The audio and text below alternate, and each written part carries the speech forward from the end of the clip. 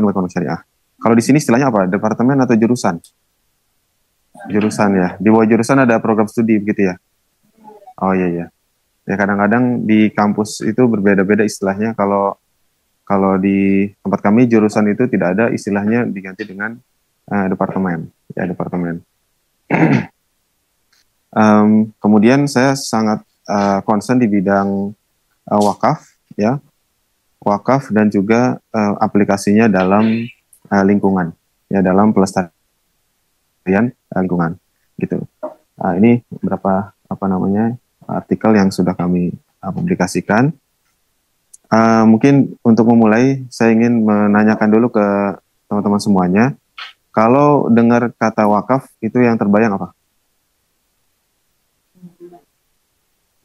Pemberian. Oke, bagus. Karena memang wakaf itu adalah pemberian kan, bagian dari charity ya kan ya, kebaikan, donasi ya. Oke, apalagi? Masjid. Nah, bagus. Kalau dengar wakaf kebayang masjid ya, karena memang masjid itu umumnya dibangun di atas tanah wakaf. Tadi ada yang bilang tanah kan ya. Nah, wakaf itu memang identik juga dengan tanah ya kan, tanah itu diwakafkan gitu. Kalau bahasa Inggrisnya ada yang tahu wakaf ini apa? Walaupun wakaf ini istilah ekonomi syariah, tapi di negara-negara barat ada juga istilah wakaf, tapi dengan istilah yang lain. Disebut dengan istilah endowment. Pernah dengar? Endowment fund, dana abadi. Pernah dengar? Gitu. Kampus-kampus besar, misalkan seperti MIT, Harvard, itu mereka punya endowment fund yang sangat besar. Gitu. Kalau di kita mungkin seperti LPDP lah gitu. Jadi uang dimasukin, tapi nggak boleh diapain tuh uangnya. Kemudian diproduktifkan ya, sehingga dapat bagi hasilnya itulah yang kemudian dipakai untuk kegiatan-kegiatan yang ditentukan atau kegiatan-kegiatan sosial. Kalau di kampus biasanya untuk kegiatan-kegiatan pendidikan. Nah, jadi wakaf itu bisa tanah, bisa juga dalam bentuk uang gitu ya. Oke, apalagi kalau dengar kata wakaf? Tadi udah apa namanya? Masjid ya, tanah, apalagi? Quran, wakaf Quran, mushaf ya. Ya, itu juga banyak. Apalagi? Kampus Muhammadiyah wakaf bukan ya? Mungkin dosen tahu. Ini tanahnya wakaf bukan? Setahu saya Muhammadiyah ini juga lembaga wakaf juga ya. Dia juga punya lembaga zakat gitu. Muhammadiyah itu punya kampus berapa? 170 lebih ya, setahu saya ya. Luar biasa ya. Gitu. Dan saya yakin juga salah satu kekuatan dari Muhammadiyah itu adalah dari wakafnya. Gitu. Teman sekalian, gini, wakaf itu kalau di masyarakat umum biasanya terkenal dengan istilah 3M.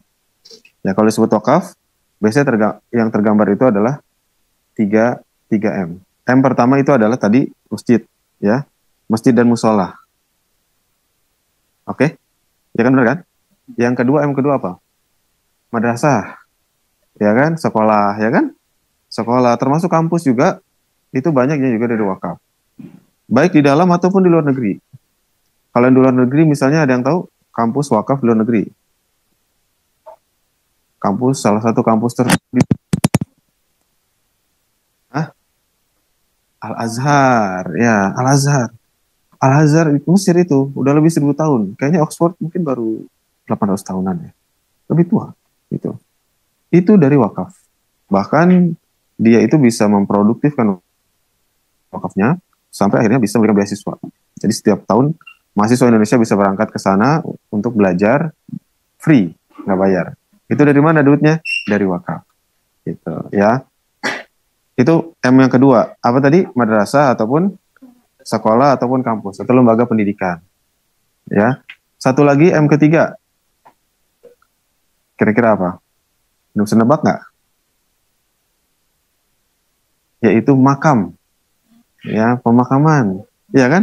Jadi orang banyak dikuburin di tanah wakaf gitu. Jadi misalkan satu orang dia punya tanah, sebidang tanah, kemudian saya wakafkan, saya amanahkan tanah ini sebagai wakaf untuk kuburan. Jadi nanti mungkin dia akan menentukan tuh siapa yang berhak untuk dikuburin di situ. Itu penting nggak wakaf kuburan itu? Penting. Sekarang orang bingung nih, kalau meninggal mau dikuburin di mana? Benar nggak? Bingung ya, mau dikuburin di mana? Gitu. Yang ada pun kalau yang dekat bayar, mahal lagi, ya kan? Nah, jadi wakaf kuburan juga penting. Nah, jadi tiga hal ini semuanya adalah sangat penting sekali, ya. Walaupun begitu, teman-teman sekalian, nah ini poin saya, wakaf itu tidak terbatas pada 3M tadi. Oke ya, wakaf tidak terbatas pada 3M tadi. Ya, wakaf itu bisa diperuntukkan untuk berbagai macam hal, ya, berbagai macam hal. Salah satunya adalah yang ingin saya bahas di sini adalah wakaf untuk pelestarian lingkungan dan juga untuk multi kultural ataupun kegiatan-kegiatan sosial. Gitu. Nah, gimana nih? Nah, ini sebetulnya termasuk kajian yang lumayan baru, begitu ya. Orang baru mulai mengenal gitu. Oh, tadinya wakaf itu hanya terbatas pada kayak gitu. Oh, nggak kebayang ternyata wakaf itu bisa juga untuk kegiatan-kegiatan yang lainnya. Nah, untuk kegiatan lingkungan, mungkin kita fokus di kegiatan lingkungan yang nanti juga berkaitan dengan kegiatan sosial, termasuk juga multi budaya. Ya. Nah, oke, next dulu. Ini tadi sudah, oh ya, saya selain di IPB, saya juga seorang praktisi. Saya punya yayasan dan yayasan saya itu fokus untuk mengembangkan hutan wakaf. Nanti akan saya cerita, gitu. Jadi saya menggunakan wakaf untuk pelestarian lingkungan. Salah satu produknya itu adalah hutan wakaf. Ada yang pernah dengar hutan wakaf? Baru dengar ya? Atau minimal barusan ya? Oke. Dan yang satu lagi saya juga member ataupun anggota di MUI di Lembaga Pemulihan Lingkungan Hidup Majelis Ulama Indonesia.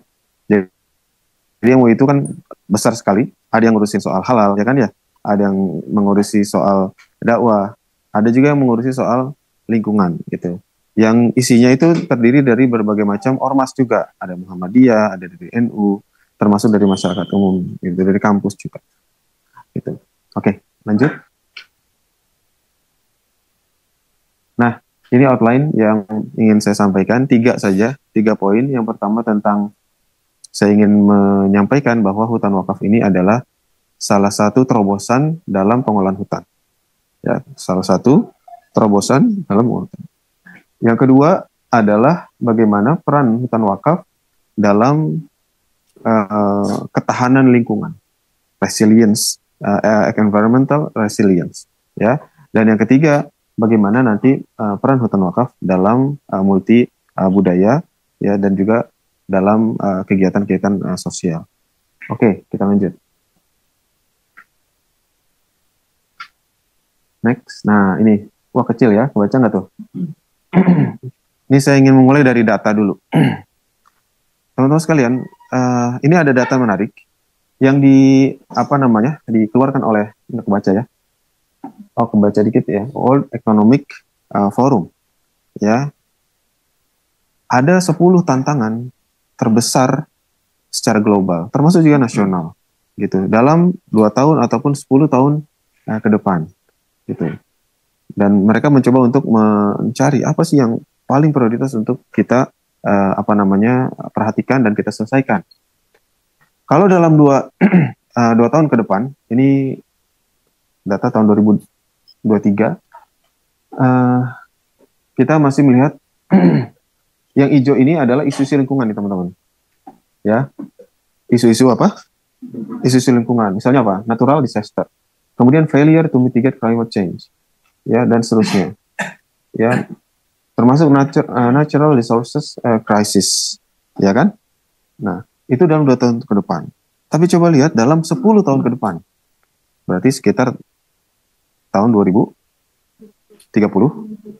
ya 2 kali pemilu ya. Kita ntar lagi mau pemilu kan? Gitu. 3 kali pemilu ke depan, atau 2 kali pemilu ke depan, kita lihat di sini isu-isu lingkungan itu hampir semuanya naik menjadi yang paling atas. Ya,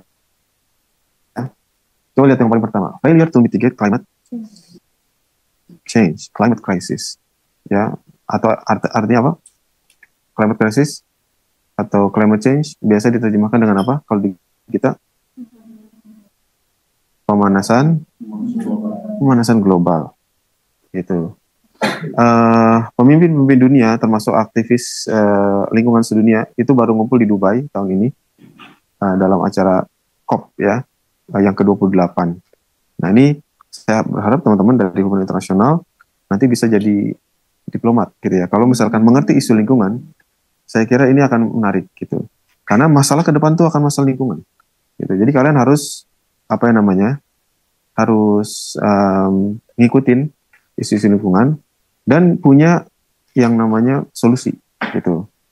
Jadi kalian bisa mempropos ide-ide, nanti bisa gabung tuh. Mungkin di COP 5 tahun lagi, 10 tahun lagi kalian bisa gabung ya berangkat. Karena itu tahunan acaranya. Ya begitu. Nah, kalau kita lihat yang paling atas itu adalah failure to mitigate climate crisis. Jadi ini adalah satu permasalahan ya. Kemarin saya nginep di Malang. Katanya dulu sekitar 20 tahun yang lalu di sini tuh dingin banget ya. Benar nggak yang orang Malang? Dingin banget kan ya? Tapi sekarang apakah sedingin dulu? Enggak kan? Nah, kan kita sendiri merasakan gitu. Dulu mungkin kita nggak perlu kipas angin, ya. Sekarang kayaknya nggak susah gitu tidur nggak pakai kipas angin, ya. Mungkin di Malang masih bisa lah, tapi kalau di Surabaya kayaknya nggak bisa tuh, ya kan? Ya harus pakai AC bahkan, gitu. Ya, jadi emang bumi ini makin panas. Kalau berdasarkan data penelitian, bumi ini sudah lebih panas 1,2 derajat Celcius dibandingkan sebelum revolusi industri. Dan itu naik terus trennya. Dan itu yang kemudian pemimpin dunia pada berusaha untuk bagaimana jangan sampai 2 derajat gitu. Dipertahankan segitu kalau bisa diturunkan, tapi nggak bisa. Pada kenyataannya suhu terus saja naik 1,2, ini mau mendekati 1,3, 1, semakin naik suhu ini akan semakin berbahaya buat ekosistem. Ada habitat-habitat ataupun ada hewan-hewan atau flora-fauna yang udah nggak bisa bertahan lagi, sehingga itu bisa menimbulkan perubahan dalam ekosistem. Itu. Ada yang juga mengatakan penyakit yang aneh-aneh kan muncul gitu ya. Ini mungkin gara-gara salah satunya adalah pemanasan global ini, kayak gitu. Nah ini jadi masalah terbesar ya yang kita hadapi itu dalam 10 tahun ke depan. Nah teman-teman 10 tahun ke depan usianya sudah berapa? Sekarang berapa? 19, berarti umur 29 tahun. Ya lagi produktifnya kan? Lagi pengen bekerja gitu, tahu tiba-tiba ada masalah krisis iklim, kan nggak enak kan? Gitu. Oleh sebab itu kita harus pikirkan ya dari sekarang untuk kemudian kita sama-sama berbuat gitu. Jadi gini, mungkin ini isu global gitu ya. Isu global, bener nggak? Isu lingkungan adalah isu global, isu juga nasional. Tapi solusinya itu terletak pada personal. Ya kan? Gitu. Kenapa lingkungan ini bisa rusak? Karena personal gitu. Contohnya apa? Yang paling kecil-kecil aja. Apa? Asap motor, emisi misalnya, ya kan? Apalagi gas rumah kaca, ya mengeluarkan oksigen, karbon dioksida, ya kan? Terus apa lagi? Yang kecil-kecil aja, perusahaan lingkungan misalnya. Penebangan liar, pernah Mbak menebang liar? Apa? Kebakaran hutan, ya. Pengolahan sampah. Kalau kitanya suka buang sampah nggak? Nah, coba nih, mahasiswa suka buang sampah nggak di sembarangan? Hah? Banyak tuh. Tadi saya ke tempat parkir agak kotor tuh di situ tuh. Kayaknya ada yang buang sampah sembarangan tuh ya. Ya. Atau misalnya pakai listrik. Nah, suka boros listrik nggak tuh? Ya, insya Allah di sini kelihatannya nggak ada yang boros listrik ya. Tapi kalau ada orang yang boros listrik, itu bisa berkontribusi pada pelepasan karbon. Kenapa begitu? Kalau orang misalkan pakai listrik, misalkan dia pergi, lampunya nyala, dia pergi kuliah, kosannya lupa dimatiin lampunya. Kemudian berarti kan dia pakai listrik ya. Yang produksi listrik siapa? PLN kan? Nah, PLN bagaimana dia memproduksi listrik? Batu bara, ya kan? Batu bara dibakar, kemudian pembakarannya makin banyak yang boros listrik, makin banyak batu bara dibakar, makin banyak batu bara dibakar, makin banyak emisi yang terlepas ke rumah kaca tadi. Tuh, ya kan? Nah, jadi walaupun itu isu global, sebetulnya solusinya berada di tangan-tangan kita semuanya. Ya. Jadi itulah kata Allah Subhanahu wa taala, "Dhaharal fasadu fil barri wal bahri bima kasabat aydin nas." Telah tampak kerusakan di darat dan di laut karena ulah tangan manusia, dan itu terbukti. Nggak cuma di darat tapi juga di laut. Kalau kita ke laut, yang kita lihat apa sekarang? Sampah. Sampah apa? Sampah plastik. Nah, itu yang makan pakai sampah plastik siapa? Kita. Nah, kalau misalkan kita sepakat untuk mengurangi sampah plastik, saya kira itu bagus sekali.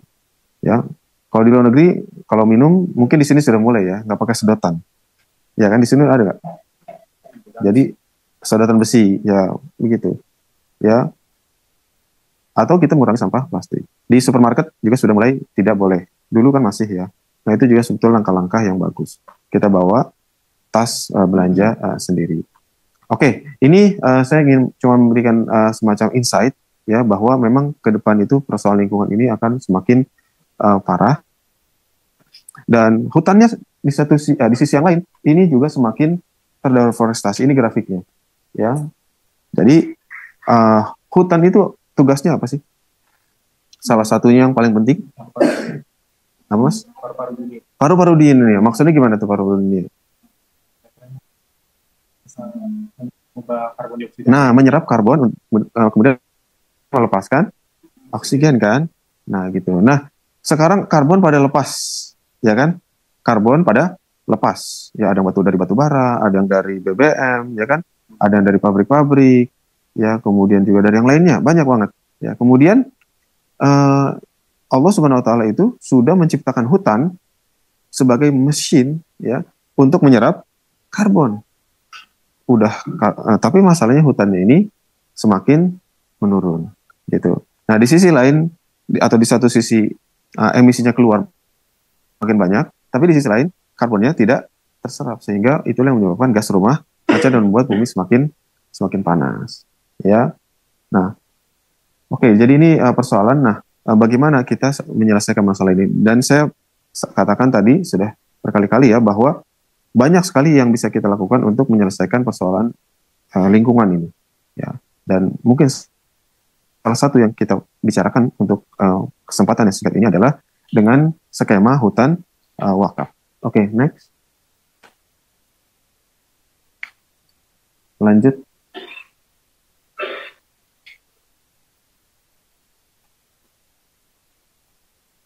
Ya, nah ini. Jadi hutan wakaf ini bukan lagi sebuah konsep, tapi sudah menjadi satu praktek, gitu ya. Jadi teman-teman juga kalau ada yang mau bikin hutan wakaf sendiri, itu bagus juga, gitu. Ya, itu sangat memungkinkan, gitu. Kemarin saya baru ketemu dengan pengembang hutan wakaf di Mojokerto, ya. Dia mengembangkan hutan wakaf, dan baru kemarin saya juga ketemu dengan beliau dan diskusi, gitu. Ya, jadi itu udah ada contohnya. Yang paling dekat dari sini tuh di hutan wakaf di Mojokerto. Mungkin mahasiswa mau KKN juga bisa ya, seperti itu. Oke, lanjut.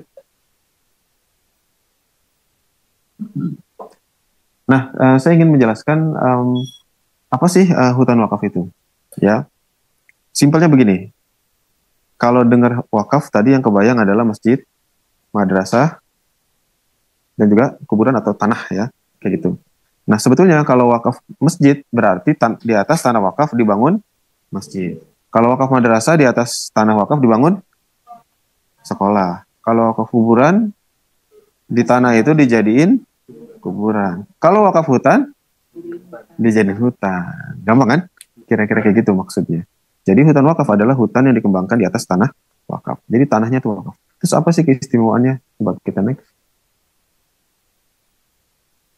lanjut.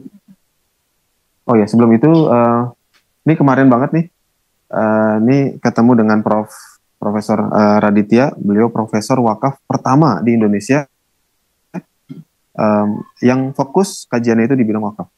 Kemarin kita diskusi tentang wakaf kemarin banget, kemarin hari apa? Rabu ya? Iya. Sekarang Kamis ya, Jumat. Iya, Kamis.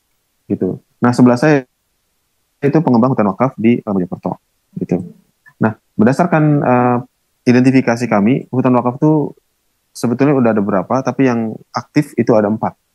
Ya, ada 4, di Aceh sudah ada, kemudian di Bogor sudah ada yang saya kembangkan, kemudian di Sukabumi, dan satu lagi di Mojokerto ini. Masih kecil-kecil, tapi saya harap dengan banyak sosialisasi seperti ini, semakin banyak yang terinspirasi untuk juga mengembangkan hutan wakaf ini. Ya, kalian bisa banget kok untuk mengembangkan hutan wakaf sendiri. Mungkin ada yang pernah berpikir untuk wakaf masjid, itu bagus. Tapi coba deh, wakaf hutan juga. Itu juga bagus, karena sangat dibutuhkan oleh manusia sekarang. Wakaf yang terbaik itu adalah wakaf yang paling bermanfaat. Gitu. Ya, kalau masjidnya udah banyak, ya saya kira jangan wakaf masjid lagi. Ya kan, karena udah banyak. Itu juga jamaahnya sedikit kan, gitu, atau cuma sebaris 2 baris, gitu ya. Maka lebih baik cari wakaf lain yang lebih bermanfaat. Mungkin ruang terbuka hijau, atau misalkan wakaf hutan atau wakaf pohon, kayak begitu. Oke, lanjut. Nah, ini kita masuk ke chapter kedua. Tadi sudah tentang hutan wakaf ya, bahwa pada dasarnya hutan wakaf itu adalah satu usaha yang dilakukan oleh wakif atau orang yang berwakaf untuk melestarikan hutan. Dan teman-teman sekalian, mungkin di sini tadi kelewat satu ya. Saya pengen menjelaskan keistimewaan hutan wakaf. Nah, apa keistimewaan hutan wakaf dibandingkan dengan yang lainnya? Gitu. Yang menjadi istimewa hutan wakaf itu adalah statusnya yang merupakan tanah wakaf. Kenapa tanah wakaf itu menjadi istimewa? Ada yang bisa jawab? Kenapa tanah wakaf itu menjadi istimewa? Berkaitan dengan sustainability misalnya.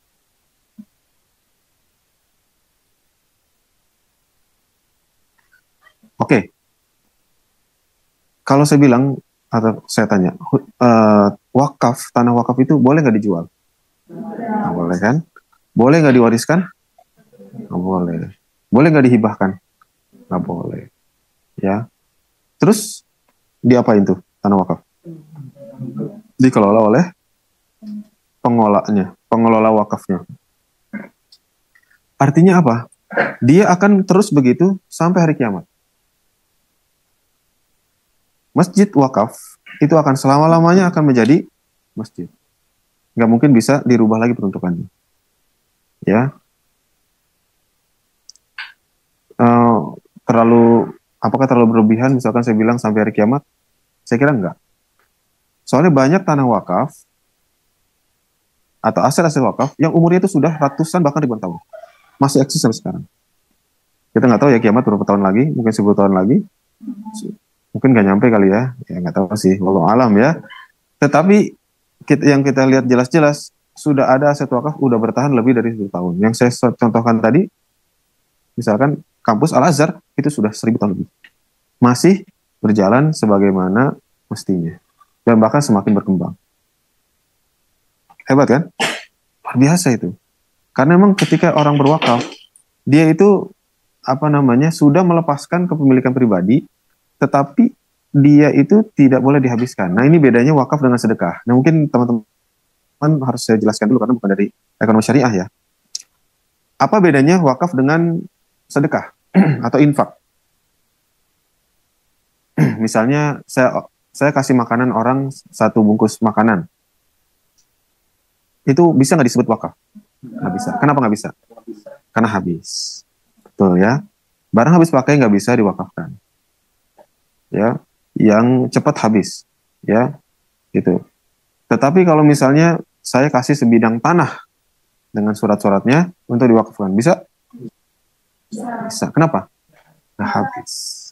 Karena wakaf itu harus dipertahankan asetnya. Nah, satu lagi nih. Kalau saya kasih uang 1 juta, bisa nggak jadi wakaf? Ada yang bisa, ada yang nggak bisa. Yang benar yang mana nih? Bisa. Ada yang namanya wakaf uang. Pernah dengar nggak wakaf uang? Mungkin ada yang pernah, ada yang belum ya. Tapi sudah mulai banyak nih kampanyenya wakaf uang. Bahkan Presiden Jokowi juga pernah mengkampanyekan tentang Gerakan Nasional Wakaf Uang, GWNU. Gerakan Nasional Wakaf Uang. Ya, GNWU. Ya, kalau nggak salah tahun 2021 ya, kalau tidak salah. Ya, sudah diumumkan. Karena potensi wakaf nasional itu besar. Ada yang menghitung sampai 180 triliun. Potensi wakaf uang, belum termasuk wakaf tanah ya, hanya wakaf uang aja, itu 180 triliun. Dan realisasinya per tahun ini sudah lebih dari 2 triliun. 2 triliun banyak apa dikit? Nah, kalau dibeliin rawon banyak ya. Kayaknya. Saya jarang makan rawon, tadi pagi diminta makan rawon ya. Ya, enak juga rawon, tapi harus pakai sambal ya. Nah, jadi teman-teman sekalian, wakaf uang tuh bisa. Tapi gimana bedanya dengan sedekah apa? Misalkan saya punya uang 2 juta, satu saya sedekahin, satu saya wakafin. Bedanya apa itu? Kalau tadi kan sedekah boleh habis kan? Nah, kalau sedekah berarti uangnya boleh dihabisin. Misalkan dibeli makanan dibagi-bagi habis, ya kan? Kalau yang 1 juta gimana cara wakafinnya? Diinvestasiin, benar. Ada yang namanya diinvestasikan ke deposito misalnya. Ya, misalnya 1 juta dimasukin ke deposito. Ada bagi hasil, tapi harus di syariah ya, di bank syariah karena ini wakaf. Nanti ada bagi hasil umpamanya 5%. 5% dari 1 juta berapa? 50.000, ya kan? Nah, yang dipakai untuk kegiatan sosial itu yang 50.000. Yang sejutanya utuh. Itu yang disebut dengan istilah dana abadi. Pernah dengar? LPDP kan dana abadi juga kan? Kayak gitu juga. Saya lupa tuh berapa triliun apa. Mungkin udah ratusan triliun juga. Anggap 100 triliun. Kalau sejuta dikit banget ya. Kalau misalkan 100 triliun. Dimasukin ke deposito misalnya. Ada uang bagi hasil. Ya, karena diputar kan sama bank ya. Atau sama lembaga keuangan. Diputar kemudian dapat bagi hasil misalkan 5%. 5% dari 100 triliun berapa? Mana 1 M? 5% dari 100 triliun. 5% dari 100 triliun. Ini ada 100 triliun. Dalam setahun diputar, ada bagi hasil 5%. Dapat berapa tuh jadinya? 5 triliun. Itu kan gampang. 100, 5%-nya berarti 5 gitu. Ya. 5 triliun ini kan banyak apa dikit? Banyak, bisa ngasih beasiswa ke berbagai, mungkin ratusan ribuan orang. Ya. Kalau misalkan satu orang 1 miliar aja untuk beasiswa rata-rata ya. Berarti 5 triliun bisa untuk berapa orang? 5 triliun itu berapa miliar? Saking banyaknya ya. 5.000 miliar.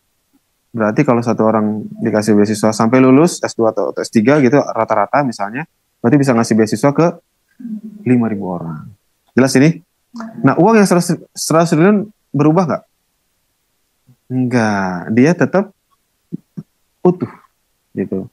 Bahkan dari 5 dari misalkan dari 5.000 dari 5 triliun yang menjadi ini yang menjadi bagi hasilnya bisa sebagian dimasukin lagi biar tambah banyak. Jadi nggak semuanya didistribusikan untuk kegiatan sosial. Bisa juga kayak gitu. Jelas ini? Oke. Nah, jadi itulah keunggulan dari wakaf hutan. Jadi dia itu tidak boleh habis, tidak boleh dijual, tidak boleh diluluskan. Saya punya sedikit contoh ya. Ini menarik ya. Ada seorang orang luar biasa menurut saya. Dia orang kaya juga dan dia sangat cinta dengan lingkungan. Suka dengan hutan. Setiap dia punya duit, dia beli tanah dijadiin hutan. Lama sampai dia pensiun ternyata hutannya sudah 100 hektar. Tapi tidak diwakafkan, itu masalahnya. Karena tidak diwakafkan, dan dia udah meninggal, dia punya anak, dan ketika dia punya anak, maka jatuhnya tanah itu menjadi apa? Jadi warisan. Akhirnya dibagi kepada ahli waris. Dan kalau sudah dibagi kepada ahli waris, itu terserah yang menerima waris kan? Oleh sebab itu, dia berhak mau ngapain aja. Jadi apakah sustainable itu hutan? Ya ternyata mungkin umurnya hanya 30-40 tahun, setelah itu sudah dirubah lagi oleh ahli waris. Nah ini contoh, kalau bukan hutan yang sifatnya abadi seperti hutan wakaf. Makanya kita punya tagline di hutan wakaf itu, hutan sampai kiamat. Insya Allah ini akan lestari sampai hari kiamat. Gitu. Karena kalaupun saya mengelola bukan berarti saya yang memiliki. Kalau saya meninggal, ini tidak boleh diambil oleh luar saya karena bukan punya saya hanya mengelola saja. Itu nanti akan dilanjutkan oleh orang yang lain. Oke, lanjut.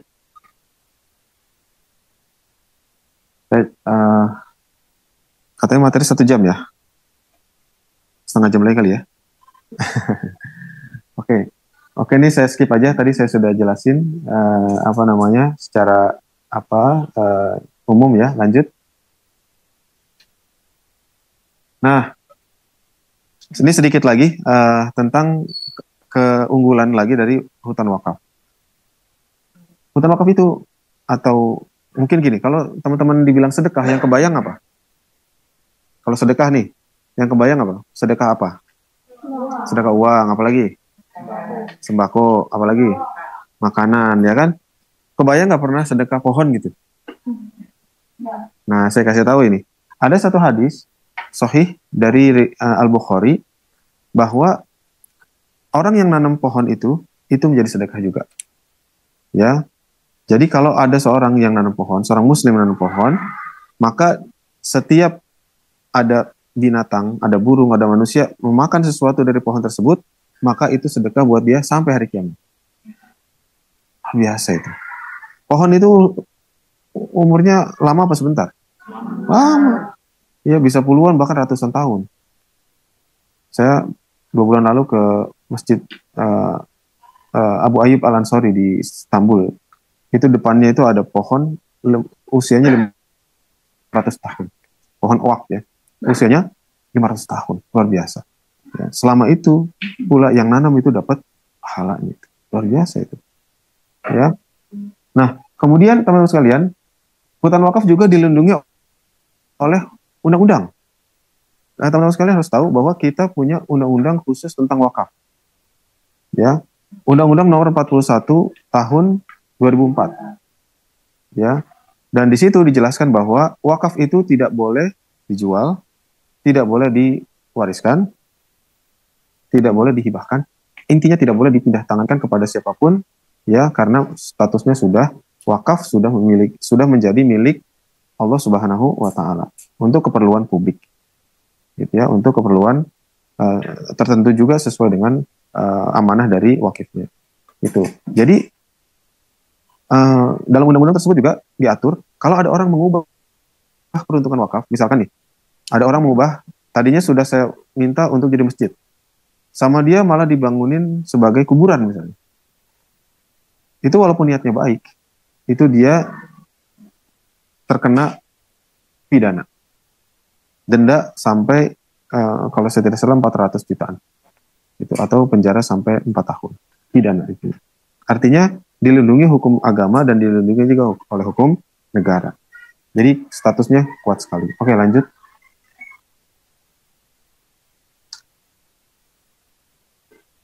Nah, ini yang menarik banget nih, ini baru. Kalian pernah dengar nggak bursa karbon? Bursa karbon ini baru banget nih, tahun ini, beberapa bulan yang lalu, pemerintah Indonesia dalam sejarahnya meluncurkan yang namanya bursa karbon. Kalau kalian dengar bursa, yang kebayang apa sebelumnya? Jual beli apa? Saham, ya kan? Ya, Bursa Efek Indonesia, ya kan, BEI kan? Kebayangnya jual beli saham. Sekarang yang dijual itu bukan saham doang. Ada lagi yang namanya karbon. Karbon itu apa sih maksudnya? Kalian pernah belajar biologi nggak sih dulu? Nah, maksudnya karbon itu apa? Apa yang diperjualkan gitu? Gas buangan, oke. Gas buangan itu kan kebanyakan juga karbon, ya. Nah, tapi nanti kalau dijelasin agak panjang ya. Tapi intinya, namanya hutan wakaf ini bisa menjadi masuk dalam listing bursa, di dalam bursa karbon. Dan tidak hanya masuk sebagai apa ya, karbon yang biasa, tetapi menjadi karbon yang premium. Karena tidak hanya berbicara soal ekologi, tapi juga di situ nanti ada aspek ekonomi dan juga social impact, gitu ya. Gitu. Kebetulan saya hadir acara ini, narasumbernya bareng dengan saya waktu itu, saya mengisi jadi narasumber. Beliau juga apa namanya, Pak Denny dari BI juga sebagai narasumber. Dan ini menarik sekali, gitu ya. Jadi kalau misalkan gini, intinya gini, kalau kalian nanti bikin hutan wakaf, kalian itu bisa menjual karbonnya ke bursa efek, ya bursa karbon ini, kayak gitu. Jadi kalian dapat pahala juga, dapat manfaat lingkungan juga, cuan juga, gitu. Jadi jagain pohon itu sekarang dihargai. Kenapa orang nggak mau jagain pohon sekarang? Dulu lah, nggak dihargai kan? Nggak dihargai. Jagain pohon dong, ngapain? Nggak ada yang ngasih duit saya kan gitu. Nah sekarang dengan jagain pohon itu dikasih duit. Enak gak? Enak. Enaknya kenapa? Dapat duit tadi kan, lingkungan jadi adem, ya kan? Ya, dan kemudian juga manfaat sosial. Ya anak-anak bisa main di situ, ya kan ya, bisa bikin film di situ, bisa bikin kegiatan di situ. Sekarang kita sangat miskin dengan ruang terbuka kan ya. Susah gitu nyari lapangan tuh, ruang terbuka hijau, kayak gitu. Ya. Oke, lanjut. Ini skemanya, ya. Skema hutan wakaf mungkin saya perlu sampaikan karena mungkin belum terbayang kayak gimana sih gitu ya hutan wakaf itu. Nah di sini yang pertama adalah ini stakeholder ataupun ekosistemnya ya. Yang pertama adalah wakif. Wakif ini adalah orang yang berwakaf, ya orang yang ngasih wakaf itu namanya wakif. Nah kemudian nazir, nazir itu kalau di zakat namanya amil, amil zakat. Kemudian nanti nazir ini akan berkolaborasi dengan stakeholder. Saya sebagai nazir, saya ini pengelola wakaf ya, namanya nazir. Kalau zakat apa namanya? Amil, ya kan ya?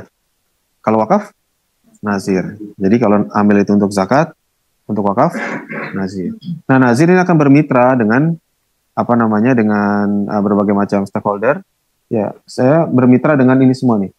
Biasanya kita sebut dengan pentahelix. Pentahelix itu ada 5 pihak yang perlu kita libatkan dalam satu kegiatan. Biasa disingkat dengan ABCGM, ya kan ya? ABCGM. A-nya itu akademisi atau kampus, kayak gini nih, ya berkolaborasi dengan kampus, ya untuk sosialisasi, untuk kemudian bisa melakukan pengabdian masyarakat, ya dan lain-lain. Kemudian B-nya itu bisnis, dengan perusahaan. Misalkan ada nanti perusahaan yang menyalurkan CSR-nya, itu bisa juga. Kemudian C itu community, masyarakat. Jadi kita berkolaborasi dengan masyarakat. Kemudian yang keempat itu adalah government, pemerintah. Kita juga berkolaborasi dengan pemerintah, dengan pemerintah agama, dengan Badan Wakaf Indonesia, dengan Kementerian Lingkungan Hidup dan Kehutanan. Dan yang kelima adalah dengan media. Nah ini penting supaya ide tentang hutan wakaf itu terus bisa disosialisasikan, dipublikasikan. Dan kita juga cukup intensif kerjasama dengan media. Gitu. Nah dengan begitu hutan wakaf itu akan menjadi produktif. Ya, misalkan kita nggak punya duit nih, gimana cara bikin hutan wakaf bisa produktif? Maka kita akan berkolaborasi dengan perusahaan misalnya.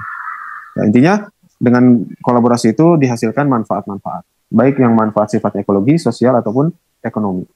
Nah, kemudian manfaat itu semuanya akan disalurkan kepada mauquf alaih. Mauquf alaih itu apa? Mauquf alaih adalah orang yang menerima manfaat dari wakaf itu. Contohnya siapa?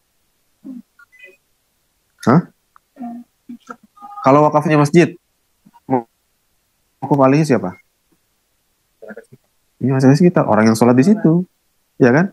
Atau orang yang pipis di situ, ya kan? Pernah nggak kalian cuman ke masjid, cuman numpang pipis? Atau ke musola di SPBU, cuman numpang pipis? Itu manfaat bukan? Manfaat itu. Coba nggak pipis, waduh repot kan urusannya, ya. Kemudian kalau kuburan yang menerima manfaat siapa? Orang yang meninggal dan keluarganya, ya kan? Kalau manfaat rumah wakafnya itu rumah sakit, siapa penerima manfaatnya? Orang yang sakit, ya kan? Itu yang disebut dengan istilah mauquf alaih. Kalau hutan wakaf, yang menerima manfaat siapa? Masyarakat. Siapa lagi? Nah, makhluk hidup, bukan cuma manusia. tapi juga selain manusia, seperti apa? Hewan. Kira-kira monyet senang nggak kalau ada hutan? Senang. Burung senang nggak? Senang, ya. Mahasiswa senang nggak? Senang juga. Ya, masyarakat juga senang. Ya. Oke, lanjut. Nah, ini kolaborasi kami dengan salah satu kampus perguruan tinggi. Tadi sebelumnya juga dengan Unair ya. Itu sudah. Gitu. Alhamdulillah hari ini kolaborasi dengan UMM, gitu ya. Alhamdulillah. Lanjut. Ini contohnya foto-foto saja. Ini dengan UI. Ini yang perempuan, ini dosen UI. Sebelah-sebelahnya ini dari Al-Azhar ya. Uh, lanjut. Kemudian ini dengan masyarakat ya, dengan mahasiswa. Ini mahasiswa banyak KKN di hutan wakaf ya. Mereka tinggal di hutan wakaf, kemudian mereka beri kegiatan-kegiatan, membuat kegiatan-kegiatan sosial untuk masyarakat. Gitu ya, belajar, pendidikan, ya, lingkungan dan lain sebagainya. Lanjut. Nah, ini dengan pemerintah. Ini kebetulan kami kolaborasi dengan Bank Indonesia. Gitu ya. Bank Indonesia membantu mempromosikan hutan wakaf. Ya, alhamdulillah. Jadi pemerintah itu sangat support dengan pengembangan hutan wakaf. Jadi kalau teman-teman mau membangun hutan wakaf, itu jangan ragu. Artinya boleh nggak sih gitu ya? Secara regulasi aman nggak sih? Insya Allah sudah aman gitu. Ya. Tapi emang kemarin saya ngobrol-ngobrol dengan salah satu dengan pengelola wakaf di Mojokerto itu mereka punya kendala. Kendalanya apa? Kendalanya ketika bikin akta ikrar wakaf di pemerintah setempat, di kantor urusan agama setempat. Jadi kantor, kalau kalian mengurus legalitas wakaf itu urusannya di kantor urusan agama, KUA ya.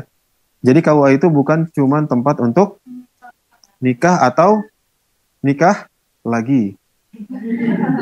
Ya kalau ada cerai kan mau nikah lagi boleh kan? Nah, gitu, maksud saya gitu ya. Kemudian atau untuk cerai. Jadi bukan untuk urusan pernikahan, tapi juga untuk urusan wakaf. Jadi kalian misalkan, saya mau wakaf nih, gimana caranya? Datang aja ke KUA, nanti diurusin, dibantuin sama kepala KUA-nya. Gitu, oke ya?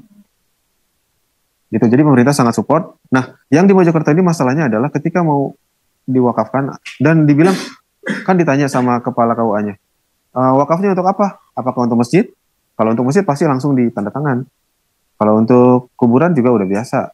Untuk sekolah apalagi juga udah biasa. Pas dibilang wakaf untuk hutan, mikir dia, ragu dan akhirnya agak terhambat waktu itu. Nah, ini menunjukkan memang literasi wakaf di masyarakat, bahkan di pemerintah, sebagian pemerintah itu masih terbatas pada 3M tadi. Gitu. Padahal wakaf itu sangat luas. Oke, lanjut. Nah, ini dengan perusahaan, jadi dengan Bank Mandiri, ya, kita juga ada kolaborasi, mereka support, ya, lanjut. Ini dengan masyarakat juga, ya, dengan anggota MUI juga, ya, lanjut. Nah, ini dengan pemerintah, ya, dengan pemerintah. Ini kebetulan Direktur Zakat Wakaf Kementerian Agama Pusat. Ya, dia beberapa kali datang ke hutan wakaf untuk memberikan support, gitu ya, alhamdulillah. Jadi sangat support sekali pemerintah kita terhadap perkembangan hutan wakaf ini. Lanjut. Nah, ini direktur pernah dengar koran Republika? Nah, di sini ada nggak Republika? Nah, tapi sekarang udah nggak ada yang ini ya. Sejak tahun 2023 ini sudah tidak ada yang kertas lagi ya. So, udah online full. Ini ketua apa namanya, pemimpin redaksi. Ya, jadi kita sangat intens lah kolaborasi dengan mereka. Oke, lanjut. Oke, kita masuk ke yang terakhir, bagian terakhir kaitan dengan multikulturalnya, ya, multi budayanya. Oke, lanjut. Kalau saya tanya dulu deh, kalau kalian dengar hutan, kebayangnya apa? Pohon, apalagi? Satwa, oke, flora dan fauna, ya kan? Apalagi? Keindahan, ekosistem, apalagi? Hah? Sungai, oke, bagus. Di hutan wakaf juga ada sungai, luar biasa. Apalagi? Penyerapan air, oke, bagus. Pohon, ya benar. Apalagi? Hah? Ketenangan, relax, ya. Jangan lupa bawa hamok ya. Apa lagi? Mistis. Nah, nih. Apa lagi? Nah, mistis nih. Kita ambil yang terakhir. Mistis. Berarti hutan itu bukan cuma soal flora dan fauna ataupun ekosistem. Hutan itu ada 3 aspek. Nih, saya katakan ya, hutan itu 3 aspek. Yang pertama adalah memang tentang ekologi, tentang flora dan fauna. Iya betul itu satu. Ya isinya pohon, kayu kan ya. Ada apalagi binatang hewannya, hewan liar ya segala macam, burung ya macam-macam. Yang kedua tapi juga jangan lupakan hutan itu adalah sumber ekonomi, sumber mata pencaharian.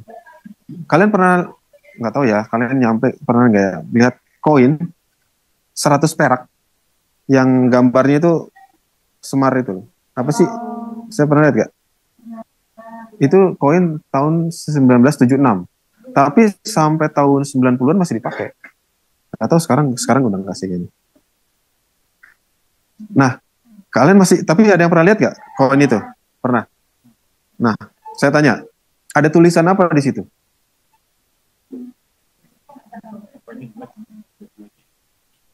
Kadang-kadang duit 50 ribuan. Pahlawan siapa di situ?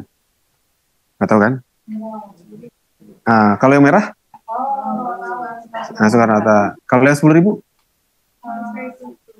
Siapa? Kalau yang 5 ribu? Bagus ya, ada yang paham. Berarti bagus ya. Kadang-kadang kita nggak terlalu peduli siapa, kayak yang penting 5 ribu kan gitu. Benar nggak? Gitu. Nah, sama di koin itu ada tulisan menarik. Nanti silakan cek ya.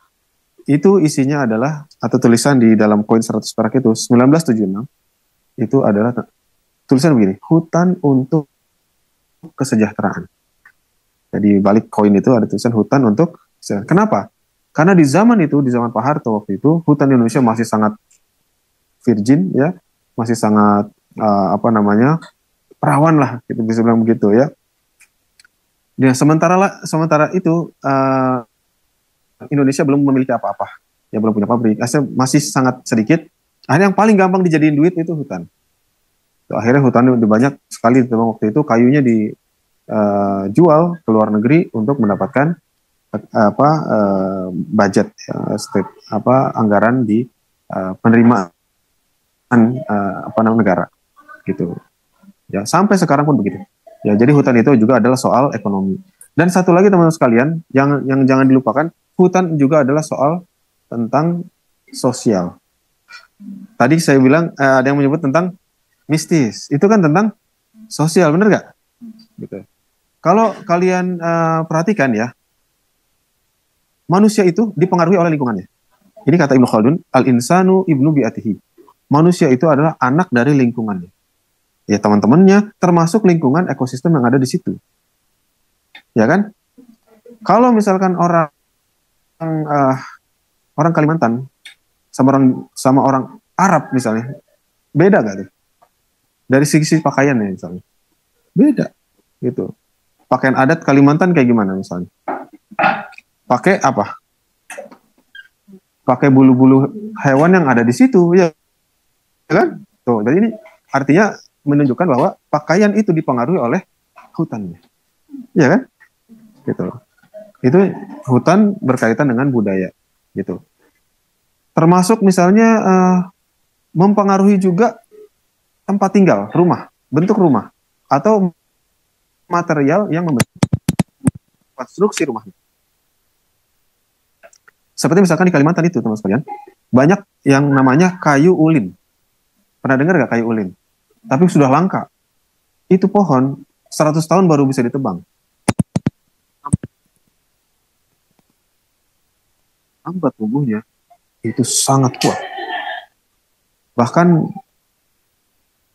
tahu massa jenis, pernah belajar fisika ya? Tahu massa jenis kan?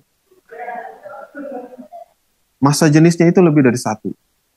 Artinya kalau kayu itu dicemplungin ke air, dia akan tenggelam. Saking beratnya. Itu yang disebut makanya kayu itu disebut dengan kayu besi. Saking kuatnya, ya, Bahkan kalau orang Belanda dulu bikin apa namanya, bikin jalur kereta api, ya itu bantalannya. Kalau sekarang kan pakai cor-coran ya. Kalau dulu itu pakai kayu ulin, gitu. Karena saking kuatnya. Kalau kayu yang biasa cemplungin ke air, dia akan ngambang kan, ini tenggelam, gitu. Nah, sama juga rumah-rumah di Kalimantan itu, ya rumah-rumah adatnya itu menggunakan kayu ulin yang kuat. Nah, di situ kita lihat lagi kan. Jadi pakaian itu terpengaruh dari hutannya. Rumah juga terpengaruh dari hutannya. Gitu. Termasuk makanan. Ya, makanan juga terpengaruh dari hutannya. Ya. Bahkan juga kemudian berpengaruh kepada cara mereka ya menyambut tamu. Ya. Ada satu suku di atau saya kasih contoh yang lain deh. Kalian tahu kopi luwak? Ada yang pernah minum kopi luwak? Enak gak kopi luwak? Kalian tahu gak itu dari mana? Nah itu, benar. Bukan saya ngomong ya, tadi bilang. Dari kotolan, luwak itu apa sih? Ya, hewan seperti musang lah. Gitu. Kenapa kopi luwak itu enak? Ada yang suka minum kopi?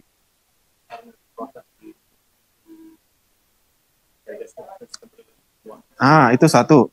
Karena luwak itu tahu mana biji kopi yang berkualitas. Jadi dia kayak menseleksi kopi-kopi yang bagus yang kemudian dimakan sama dia. Tapi sebenarnya yang dimakan itu bukan bijinya. Yang dimakan adalah daging. Kan kopi itu kan ada bijinya, ada dagingnya. Yang dimakan tuh dagingnya. Cuman bijinya itu tidak tercerna. Keluar lagi masih utuh. Gitu. MUI sudah mengeluarkan fatwa. Bagaimana tuh? Apakah itu barang najis atau bukan? Sudah keluar fatwanya bahwa kopi luwak itu halal. Karena walaupun dia kotoran, tapi dia sebetulnya memang dia kena najis. Tapi kalau dicuci bersih, najisnya kan sudah hilang. Karena masih utuh bentuk biji kopinya, maka itu menjadi halal. Ya, jadi syaratnya supaya jadi halal harus dicuci sampai bersih. Kayak gitu. Jelas ini? Nah, kopi luwak itu adanya di mana luwak itu? Kalau yang alami? Di hutan kan? Di hutan. Kebetulan saya punya keluarga di Aceh. Itu keluarga saya itu kerjaannya nyariin luwak itu. Di hutan, banyak kopi, kemudian diambilin. Harganya itu sangat mahal. Harganya sangat mahal. Gitu. Ya, tapi kemudian orang-orang sekarang kemudian membudidayakan juga ada. Ya, jadi nggak di hutan, tapi di budidaya juga ada. Gitu. Nah, satu lagi ada satu suku di Indonesia ini, di Sumatera, itu ini mirip kayak tadi. Kalau ini bukan kopi, tapi duren. Kebayang nggak? Yang makan kira-kira binatang apa? Kayak tadi juga, dimakan sama binatang tersebut, kemudian kotorannya itu yang disajikan kepada tamu yang terhormat. Iya. Jadi itu adalah simbol memuliakan tamu tuh kayak gitu. Tapi durennya memang paling enak karena nggak terpengaruh gitu karena dia masih utuh. Kira-kira binatang apa yang bisa makan duren utuh? Gajah, ya benar gajah, ya sama kulitnya. Iya. Kalau saya rasa Riau, nanti dicek ya. Nah, mungkin dicek lagi. Artinya zaman dahulu. Zaman dahulu, kalau sekarang mungkin sudah nggak ada lagi. Ya, coba dicek lagi. Ya, jadi kebiasaan kayak gitu. Dia makan gajah itu kan namanya gajah ya besar. Dia makan kemudian dikeluarkan, dibersihkan, dibuka dan itu masih utuh dalamnya, nggak terpengaruh. Tapi itu yang paling enak katanya. Nah ini salah satu contoh saja ya teman-teman sekalian bagaimana orang itu terpengaruh dengan berinteraksi dengan lingkungan sekitarnya dalam konteks ini dengan hutan ya. Jadi hutan itu juga soal ekonomi, ya soal juga ekologi, termasuk juga soal budaya. Ya.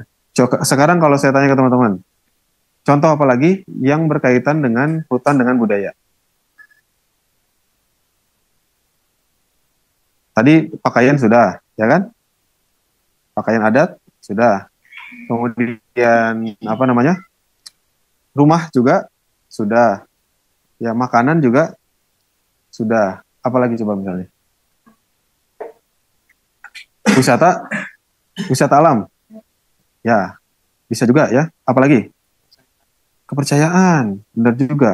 Ya, kalau orang-orang dulu, ya hutan itu memang sebagai apa namanya? Ya, tempat ya untuk kepercayaan ya, seperti itu. Ya, pernah nggak misalkan mendaki di gunung, sampai suka naik gunung, terus pernah nggak nemu apaan gitu sesajen kayak gitu, pernah nggak? Pernah kan? Nah, kayak gitu. Jadi itu juga bukti di mana hutan itu juga sebagai sumber kepercayaan. Ya. Tapi kalau di hutan wakaf boleh nggak kayak gitu? Nggak boleh. Ya, di hutan wakaf itu memang harus sesuai dengan ketentuan Islam ya. Tetapi yang lainnya boleh. Gitu. Hutan wakaf boleh nggak dimanfaatkan oleh orang non Muslim? Ya boleh. Jangankan orang-orang ya, hewan aja boleh. Gitu. Di kampus saya tuh ada namanya water station. Di sini ada nggak water station? Tempat ngisi air.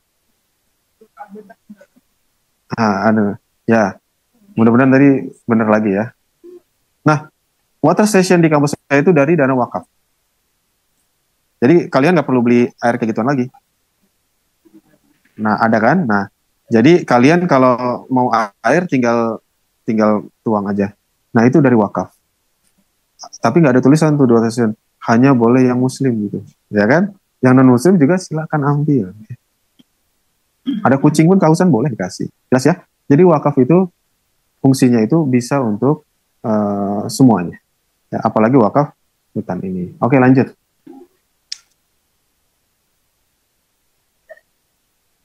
Ini tadi saya sudah jelaskan ya. Lanjut.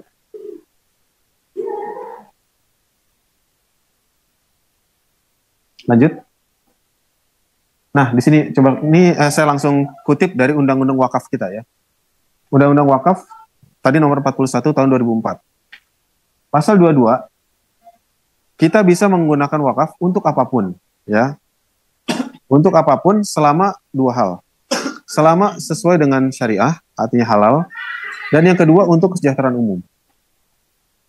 Itu aja. Apapun boleh. Mau wakaf sumur, mau wakaf hutan. Yang baru lagi ada wakaf energi. Pernah nggak kalian dengar wakaf energi? Saya kebetulan sebagai anggota MUI pernah diundang ke Istiqlal. Kemudian Istiqlal pengen, ya bahasa kasarnya pengen pamer lah. Mereka ini adalah masjid yang ramah lingkungan gitu. Sebenarnya mereka pengen diakreditasi, pengen dikasih semacam pengakuan dari MUI gitu. Ya. Dan luar biasa Istiqlal itu. Sebagian kebutuhan listriknya itu udah dari solar panel. Gitu. Ya. Dan solar panel itu didapatkan dari wakaf. Jadi kalau ke Istiqlal sekarang itu di atasnya itu di atapnya itu banyak banget solar panel karena kebutuhan listriknya begitu besar. Gitu. Dan sebagiannya udah dipenuhi dari solar panel. Bagus sekali ya, jadi contoh. Jadi silakan teman-teman kalau ingin mau mengembangkan wakaf ya dalam bentuk apapun, yang penting tadi dua. Oke, lanjut. Nah ini contoh saja ya. Di hutan tadi saya bilang wakaf itu atau hutan wakaf itu bukan, atau hutan itu bukan hanya soal ekologi, tapi juga soal ekonomi dan soal sosial. Nah, makanya di hutan wakaf kita kembangin tiga-tiganya. Ekologi iya, kita melakukan penanaman misalnya. Ekonomi iya, misalkan kita bikin pemberdayaan masyarakat, bikin warung kopi di situ, yang ngelola juga masyarakat situ. Kalau kalian ke hutan wakaf kami yang di Bogor, maka nanti kalian bisa ngopi gitu, mau menginap juga bisa. Yang melayani semuanya 100% adalah orang-orang lokal. Gitu. Malah saya jarang ke situ, ya. Dan yang sosial, misalkan kita mengadakan kegiatan-kegiatan pendidikan yang ada di hutan wakaf ini. Oke, lanjut. Nah, ini contoh saja, ini salah satu jurnal yang terbit, ya. Di mana saya menulis di sini hutan wakaf itu bisa juga mengadres ya atau mengcover isu-isu SDGs. SDGs ada berapa? 17 ya. Nah, salah satu yang bisa di apa ya dimainkan oleh hutan wakaf ini, pertama soal SDGs nomor 1, nomor 2, 6, 13 dan juga 15 gitu ya. Oke, lanjut. Nah, jadi hutan wakaf ini untuk berbagai sosial activity. Ini salah satu saung kita ya di pinggir hutan. Lanjut. Lanjut. Next. Nah, ini kita bikin kelas ya untuk meningkatkan literasi keagamaan ya di sana. Ya, lanjut. Yang ngajar juga orang lokal juga. Nah, ini juga pendidikan ya untuk masyarakat, khususnya anak-anak ya di sekitar hutan. Yang mendidik bukan saya tapi mahasiswa. Gitu. Jadi mahasiswa bekerja sama dengan kami untuk bikin suatu kegiatan sosial di situ. Ya, lanjut. Nah, ini kegiatan KKN. Ya, KKN. Ya, mahasiswa juga bisa melakukan kegiatan di sana. Ya, lanjut. Nah, kurban juga ya. Jadi kita punya pemberdayaan peternakan. Jadi masyarakat tuh kita bantu untuk bisa beternak. Nanti kalau sudah musim haji, ya, nanti kita akan jual kepada orang kurbannya. Nah, sebagian orang ketika beli nggak pengen untuk dia sendiri. Dia bilang gini, udah saya beli tapi tolong dikurbankan di hutan wakaf lagi. Enak banget kan ya? Dia yang dia yang apa? Dia yang ternak, dia yang jual, dia yang dapat duit, dia yang dapat dagingnya juga. Gitu. Ya. Tapi nggak semuanya kayak gitu ya, sebagian ya, sebagian diambil, sebagian disalurkan lagi. Gitu. Oke, lanjut. Nah, ini kegiatan-kegiatan bantuan sosial ya langsung. Ya, lanjut. Nah, ini opa ya dari Korea ya.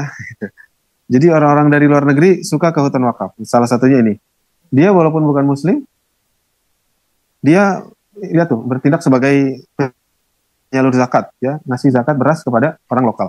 Begitu. Ya, subhanallah. Lanjut. Nah, kalau ini dari Swiss ya, si bule ini tertarik dengan hutan wakaf dan juga dia pengen ikutan gitu. Ya, dan kita lihat di sini soal lingkungan itu ya bukan cuman soal satu agama sebenarnya. Ya, agama-agama lain pun sebetulnya juga sangat concern terhadap lingkungan. Ya, saya pernah mengisi satu seminar judulnya Interfaith yang mengadakan namanya Interfaith Rainforest Indonesia IRI. Gitu. Saya berpresentasi dengan orang Buddha, orang Hindu, orang Kristen juga. Ya, misalkan di Buddha itu mereka bukan di Hindu ya, mereka juga punya tuh konsep-konsep tentang lingkungan, gitu ya, hubungan dengan dengan Tuhannya, hubungan dengan manusia, dengan hubungan dengan alam, gitu ya, kayak gitu. Jadi alhamdulillah, jadi ini kita harus gerakan dan kami juga kita sebagai orang Muslim ya ingin menjadi contoh bahwa Islam itu adalah agama yang ramah lingkungan, gitu ya. Dan ini contoh konkretnya, kayak gitu. Lanjut. Nah, ini kalau ini lain lagi nih, kalau tadi dari Korea, Swiss, yang ini dari Amerika. Dia ada jadi kita lagi ada satu project bareng dengan satu NGO dari Amerika, tapi ini perwakilannya di Indonesia. Ya mereka juga concern, ya ingin bantuin program hutan wakaf, gitu. Ya, lanjut. Oke, sebagai kesimpulan, jadi ingin saya katakan bahwa hutan wakaf, ya, hutan yang dibangun di atas tanah wakaf itu memainkan peran yang esensial, yang penting dalam ketahanan lingkungan, ya, dalam pelestarian lingkungan, dan juga dalam dalam dukungan terhadap kegiatan-kegiatan multi budaya. Ya, semua budaya silakan masuk, ya. Yang penting sesuai dengan syariat Islam. Kayak gitu aja. Ya kan ya, gitu. Kemudian juga ya sangat penting dalam mengatasi persoalan-persoalan lingkungan yang sudah kita jelaskan di awal. Ya mudah-mudahan ya dengan banyaknya hutan wakaf ini, teman-teman mungkin ada 1-2 yang mengembangkan hutan wakaf, ini sangat bagus. Ya, yang kalau kecil-kecil tapi banyak, ini saya kira lama-lama akan menjadi semakin signifikan dalam mengatasi environmental crisis, ya, climate crisis, atau global apa? Nah, orang bilang global warming, tapi orang kemarin pejabat di PBB itu bilang bukan global warming lagi, global boiling, ya, karena sudah semakin panas lagi. Baik, mungkin itu yang bisa saya sampaikan, ya, mudah-mudahan bisa memberikan insight ya buat teman-teman semuanya. Kadang-kadang memang kita perlu belajar ya apa yang di luar spesialisasi, karena begini teman-teman, saya pengalaman ya, ketika kita memahami satu konsep dan kita memahami konsep yang lain dan kita bisa mencari meeting pointnya, maka di situ akan lahir yang namanya inovasi gitu ya. Tapi kalau kita cuma belajar bidang kita aja, biasanya itu kecil akan munculnya inovasi gitu ya. Sekali lagi mudah-mudahan bermanfaat. Wabillahi taufiq. Assalamualaikum warahmatullahi wabarakatuh. Terus dong. Terima kasih Dokter. Ya. Tadi sudah disampaikan ya oleh Pak Dokter tentang benefitnya. Ternyata wakaf berhubungan juga dengan lingkungan, impact-nya ada sosial, juga ada ekonomi dan keberlanjutan. Nah ini kan menarik ya. Kalau kita lihat di HI, kita selalu bicara tentang politik gitu kan ya. Tentang environment itu selalu tentang politik. Gitu. Ternyata enggak juga. Kalau di sini bicaranya tentang gimana sih wakaf hutan itu bisa berdampak lingkungan. Nah, teman-teman juga kedepannya juga seperti itu. Gimana menjadi orang HI itu nggak melulu jadi diplomat guys ya. Apakah perlu menjadi diplomat? Oh sudah masih jauh itu panjang gitu ya. Tapi dalam mendapatkan impact ke masyarakat ya teman-teman ya harus turun ke lapangan ya. Harus tahu kalau misalkan teman-teman nanti menjadi kerja di NGO ya atau di LSM gitu ya. Nanti ini menjadi bagian ilmu yang teman-teman bisa pakai ya. Misalkan ada konflik dan sebagainya. Orang HI itu kan biasanya ini Pak pintar ngomong biasanya, bisa memediasi gitu ya, memediasi. Ya teman-teman, misalkan kakak tingkat teman-teman itu ada yang menjadi NGO, jadi dia pintar itu menegosiasi dengan beberapa pihak di lokal gitu ya. Nah ini juga bagian dari perannya teman-teman nantinya, bukan melulu menjadi diplomat. Ini sudah bisa menjadi ilmu yang bermanfaat nantinya. Oke, kalau boleh ada pertanyaan? Boleh lah. Silakan. Ada pertanyaan? Ya. Satu. Ya. Silakan Mas. Langsung aja. Jadi nama saya Nanda Taifar Rahman, NIM 162. Terkait wakaf uang. Kan seperti yang kita tahu wakaf uang tersendiri itu kan nilainya fluktuatif.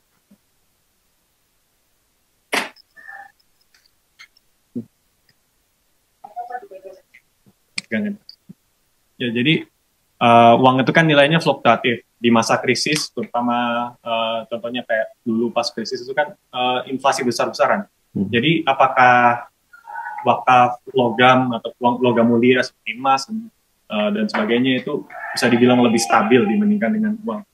Terus saya juga pengen tanya terkait sistemnya itu. Jadi saya masih awam dengan sistem wakaf ini. Tapi saya dulu pernah baca bukunya Robert Kiyosaki tentang ini apa nih? Yang intinya itu menjelaskan bahwa aset itu bisa dijadikan bisa dijadikan uang yang berputar dengan cara asetnya itu dijadikan collateral atau misalnya dijadikan collateral ke bank, terus bank itu memberikan uang yang dipinjamkan kepada kita yang bisa kita kelola lagi. Nah, apakah ada sistem yang mungkin sama tapi fokusnya itu bukan dari hutang atau bukan dari hutang tapi lebih ke pinjaman yang tidak ada bunganya gitu semisal. Mungkin itu saja. Oke, kalau nggak salah tadi pertanyaan yang pertama berkaitan dengan nilai uang yang makin menurun ya, ada inflasi. Ya betul, memang uang kita itu kan makin hari makin berkurang nilainya ya. Anggap misalkan inflasi 5% setahun ya. Berarti kalau misalkan kita punya uang 100 juta misalnya, tahun depan maka nilainya akan menurun jadi uangnya sih tetap 100 juta, tapi nilainya menurun 5%. Daya belinya itu nggak seperti setahun kemarin. Kalau dulu mungkin bisa 100 juta, sekarang mungkin turun 5%, yaitu sekitar 95 juta. Kan gitu, itu yang disebut dengan inflasi. Uangnya tetap, tapi atau contoh yang gampang misalnya, teman-teman mungkin dulu kalau SD jajannya berapa? 2.000 ya. Kalau Pak dosen berapa? Pak Dedi? Berapa ya? Tuh kan, tuh. Ya kan, 100 rupiah udah bisa jajan. Sekarang bisa nggak dikasih 100 rupiah jajan? Nggak bisa kan? Itu namanya inflasi. Jadi uangnya itu yang menurun, ya apa namanya nilainya. Ya. Nah, maksudnya mungkin pertanyaannya kepada wakaf yang saya tangkap ya, barangkali mungkin nilainya tetap tapi nilainya menurun gitu ya. Itu gimana maksudnya? Ya, jadi memang itu satu apa ya, satu kenyataannya seperti itu.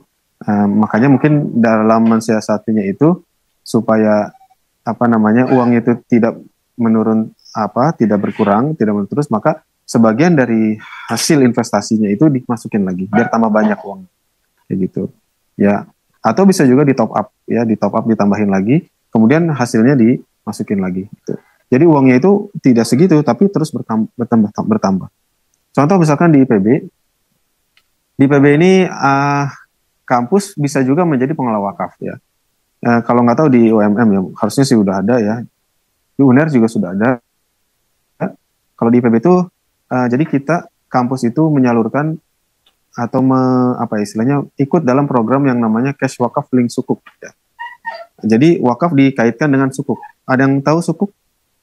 Mungkin belum tahu ya. Kalau obligasi surat utang negara, udah tahu? Betul juga. Obligasi. Ini kayak gini-gini menurut saya harus tahu juga ya. Karena itu istilah ekonomi tapi sudah sering sekali dibicarakan di oleh pemerintah gitu ya.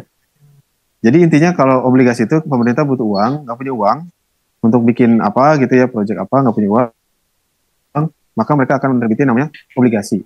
Itu obligasi untuk supaya apa? Supaya dapat uang. Nanti orang yang punya surat utang itu dia berarti punya semacam bukti bahwa dia itu pernah minjemin utang kepada negara. Tentunya negara nggak akan ngasih dengan jumlah balikin yang sama kan? Mereka akan ngasih dengan lebihan tertentu. Itu yang istilah dengan bunganya gitu ya. Bisa juga dijual ke dalam negeri atau juga ke luar negeri. Kalau di luar negeri nanti jadi utang luar negeri kayak gitu ya. Nah, ada juga namanya sukuk. Nah, kalau sukuk ini seperti obligasi tadi tapi syariah gitu. Intinya bukan basis bunga tetapi istilahnya tetap halal, tetap ada bagi hasilnya. Nah, IPB ini tahun kemarin ya masukin duit 200 miliar ke Cash Wakaf Link Sukuk ini ya. Jadi dikasih uang 200 miliar nanti untuk apa? Uangnya itu akan diputar oleh lembaga keuangan. Nanti bagi hasilnya itu kalau 200 miliar misalkan bagi hasilnya 6% aja. 6% dari 200 miliar berapa? 12 miliar ya kan? Benar nggak? 12 miliar itu akan dipakai untuk berbagai macam kegiatan. Ada kegiatan pendidikan, penelitian, pengabdian masyarakat. Kayak gitu.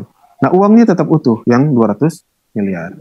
Nah, supaya tadi tidak tergerus dengan inflasi, sebagian keuntungannya itu dimasukin lagi kepada pokoknya, termasuk di top up lagi, ditambah lagi supaya semakin banyak gitu. Kalian pasti pernah dengar Harvard ya, MIT. Itu dananya udah banyak banget. Dana kalau bahasa kitanya wakafnya lah. Tapi kalau mereka sebutnya endowment fund, dana abadi itu sangat banyak. Makanya kampus itu sangat stabil ya, sangat stabil karena uang pendanaan untuk kegiatan pendidikannya itu bersumber dari dana abadi itu. Kayak gitu. Ya. Mungkin kayak gitu apa menjawab? Oke. Kalau ada yang lain? Satu lagi ada? Ada lagi? Oke. Pak, saya. Oke, silakan Pak. Jadi ujian ya. Nah, biasanya kalau tanah wakaf itu bisa kan terdapat konflik biasanya. Nah, itu kira-kira seperti apa? Misalkan kalau di Karangploso itu di belakang ini kan ada tanah wakaf tapi dipersoalkan oleh yang mewakafkan bapaknya tapi anak-anaknya berebut. Padahal itu sudah wakaf, statusnya semua sudah orang tahu, sudah dilegalkan. Nah, itu seperti apa sih agar tidak terjadi persoalan soal itu. Padahal kalau di penjelasan Pak Dokter tadi kan melihat bahwa wakaf itu sebetulnya kan dampaknya banyak gitu. Tapi kira-kira ada nggak cerita-cerita kalau dulu ketika ada proyek itu konflik seperti ada nggak gitu? Iya, konflik dalam wakaf itu memang banyak terjadi ya. Salah satu sebabnya adalah ketika legalitasnya itu tidak diurus gitu. Surat-suratnya itu tidak diurus. Misalnya saya juga pernah ada satu kejadian. Ini dekat nyata di Bogor, dekat kampus bahkan. Itu satu pesantren dulu diwakafkan oleh seseorang. Anggaplah namanya si A ya. Seorang dermawan namanya si A. Dia mewakafkan. Tapi wakafkan hanya secara lisan saja gitu. Kemudian dikelola dan jadi pesantren sudah puluhan tahun jadi pesantren. Santri-santrinya juga dari mahasiswa. Jadi itu menjadi pesantren mahasiswa lah kira-kira gitu. Tapi kemudian si A ini meninggal. Punya anak si B. Ya. Nah, si B ini rupanya niatnya kurang begitu bagus. Gitu. Ya, niat baik bapaknya itu tidak dilanjutkan. Tidak diteruskan gitu. Kemudian akhirnya karena juga melihat harga tanah yang sudah jauh lebih mahal, dulu waktu diwakafkan sama si A, sama bapaknya itu, harganya cuma 5.000 per meter persegi. Ya. Waktu di zaman itu, ketika bapaknya meninggal itu, sudah jauh lebih mahal, mungkin 2 atau 3 juta rupiah per meter. Gitu. Jadi dia tergoda. Tanahnya luasnya sekitar 1.000 meter, berarti kalau dijual, kalau 3 juta berarti sekitaran 3 miliar kan? Gitu. Jadi dia sepertinya ya tergoda begitu ya, akhirnya beneran dijual. Kemudian gimana nasib santri dan gurunya? Santri dan gurunya diusir, Pak. Gitu, diusir. Gitu. Kenapa bisa begitu? Karena tidak diurus. Akta ikrar wakafnya yang tadi saya bilang ke KUA tadi itu loh. Oleh sebab itu, supaya tidak terjadi konflik, maka itu harus diurus. Nah, termasuk dengan ahli waris itu. Ketika mengurusnya itu kan nanti ada persetujuan ahli waris. Siapa yang menerima, ya, siapa yang mengelola, ya. Tadi kan ada wakif yang memberikan wakaf, ada nazir yang mengelola wakaf, dan ada mauquf alaih yang menerima manfaat dari wakaf. Nah, nanti juga dalam surat akta ikrar wakaf itu, ya, jelas itu siapa yang wakifnya, siapa yang mengelolanya siapa. Jadi kemudian siapa ahli waris semuanya, dan semua ahli waris itu harus tanda tangan. Nah, kalau itu udah selesai, insya Allah konflik itu akan relatif lebih kecil. Tapi kalau nggak diurus, ya seperti itu jadinya. Jadi nggak jelas siapa yang mengelola kan, akhirnya rebutan, gitu kan. Apalagi ketika biasanya sudah ada duitnya, Pak. Kalau misalkan sekolah ya, sekolah kan sudah ada banyak siswanya, sudah banyak uangnya. Di situ biasanya terjadi rebutan. Yang nggak kebagian merasa kok saya nggak kebagian, padahal kan itu dulu tanah orang tua saya juga. Itu akhirnya mereka juga pengen mengambil peran di situ, akhirnya terjadilah konflik. Dan itu juga banyak Pak terjadi kayak gitu. Sekali lagi kenapa? Karena tidak diurus legalitasnya. Sebab itu teman sekalian, bagi yang ingin wakaf juga, ya jangan pernah lupa ya untuk datang kemana? KUA ya. Untuk ngapain? Nah, untuk wakaf ya. Untuk nikah juga boleh ya. Ya. Yang udah mau nikah. Mikirnya naik nikah, anak saya nikah itu. Iya ya.